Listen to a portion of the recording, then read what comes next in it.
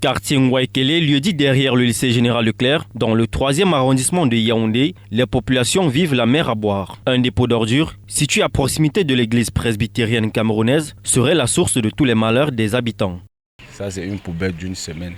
Ça, non seulement ça dégage, ça attire également les moustiques. Et comme vous pouvez le constater, c'est à proximité de l'école.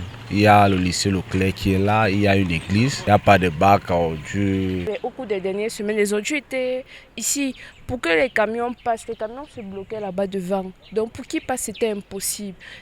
Et ça nous gêne parce qu'il y a les mouches au quartier, il y a les eaux qui sentent, nous ne sommes pas à l'aise. Les risques de maladie ne sont pas en reste dans ce chapelet de risques. Le passage de la société en charge de l'hygiène et la salubrité est devenu un événement extraordinaire.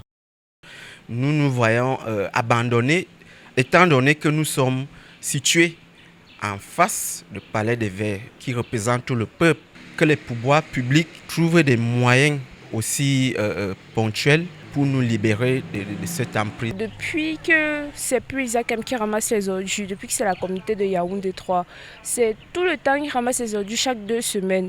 Donc quand ça n'envahit pas toute la route au point de là où les voitures ne peuvent plus passer, ils ne ramassent pas. Et quand ils ramassent, ils viennent, ils cassent le tuyau. Ce qui fait que parfois on fait les 2 semaines sans eau parce que c'est impossible pour les agents de Kamwata de travailler avec les ordures, ils n'arrivent pas à creuser. La communauté chrétienne de cette église implore l'intervention des pouvoirs publics. Ces effluves, les gens passent, les voitures passent.